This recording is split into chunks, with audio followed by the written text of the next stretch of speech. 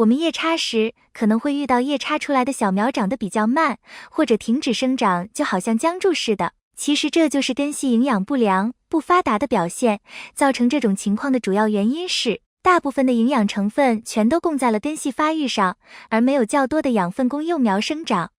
那么为什么没能供给幼苗呢？大家好，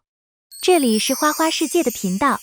在平时养护中，我们如果遇到多肉烂根、化水，找不到养护方法的，还请关注我的频道，相信这里有你想要的答案。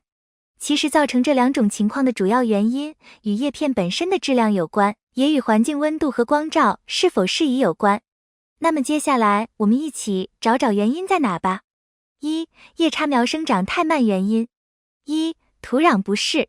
叶插出来的小苗根系比较脆弱，吸收能力比较差，此时如果土壤出现了板结不透气或者颗粒较多的情况，就会使小苗的根系无法向下扎根，不能很好的生长，不能从土壤中吸收足够的养分供植株使用。而植株因为得不到充足的养分供应，自然就会出现长势较差或者不长的情况。当发现叶片停止生长时，第一时间就要考虑是不是土壤问题，如果是应该尽快换土，把小苗从盆土中取出来，观察一下它的根系，适当的对其做一下修剪，然后把它种到土质疏松肥沃、透气排水较好的土壤中，可以多使用一些营养土，因为营养土的松软、保水性能更利于小苗的生长。小苗重新栽种之后，及时的给它浇施水分，精心的养护一段时间，就会让它重现生机活力，让它更快、更好的生长。二、水分过多或过少。虽然叶插小苗在母叶没有脱离前，可以从叶片中获得一些水分和养分，但仍然需要根据盆土的干湿度来适量补充一些水分，以减少母叶的消耗，避免母叶因为消耗过快而脱水干瘪。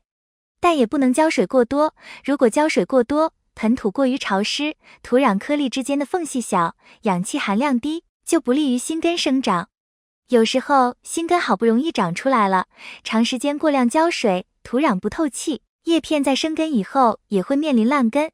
烂根后，叶插小苗仅仅依靠消耗自身的水分和养分维持生长，随着时间的拉长，叶片干瘪、起皱的现象只会越来越严重。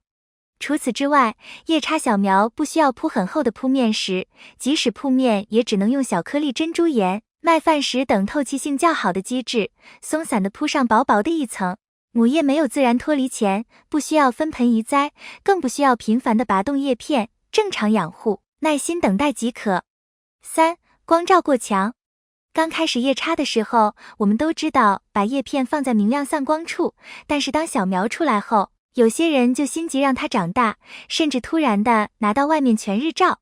第一，突然改变环境，对于小苗的耐受力是巨大的挑战，可能会因为压力过大而停止生长了。第二，全日照虽然对成株很好，但是小苗毕竟还小，过强的光照会加快水分蒸发，导致叶片因为日灼而快速失水，继而出现叶片干瘪起皱的现象。这一点薄叶系的多肉叶片尤其明显。所以小苗也要放在室内通风有光照的地方，然后逐渐的在光线不强时放到外面几个小时，最后再变成全日照。四、对母叶过度依赖。除此之外，还有一种情况，叶插的母叶也在，根系也在，可小苗就是不长。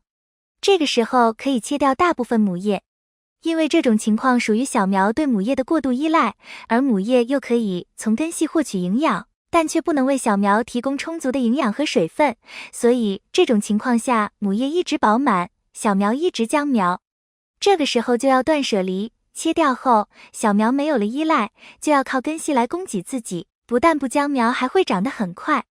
就像孩子离开妈妈的怀抱后更坚强是一个道理。二、避免母叶消耗过快。在叶插初期，母叶承担着育婴师的作用，在生长点发芽之前，主要消耗叶片自身的水分和养分维持生命，因此母叶会越来越干瘪，直到根系萌出，开始向下生长并扎入泥土，才过渡成吸收泥土里的水分和养分，停止消耗。在这个过程里，需要维持一定的空气湿度，避免暴晒，配土也要疏松透气，让根系无阻力向下生长，不然叶插苗还没有长大，叶片就被风干了。那么具体要怎么做呢？一、保持盆土微潮。在叶插过程中，母叶可以说得上是一路呵护着叶插苗长大，直至养分消耗殆尽，母叶才会自然干枯脱落，不需要人为剥离。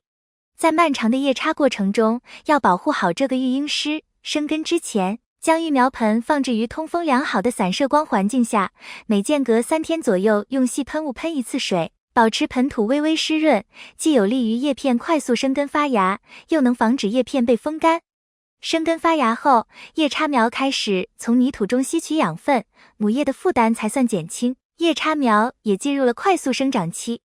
2. 母叶的质量很重要。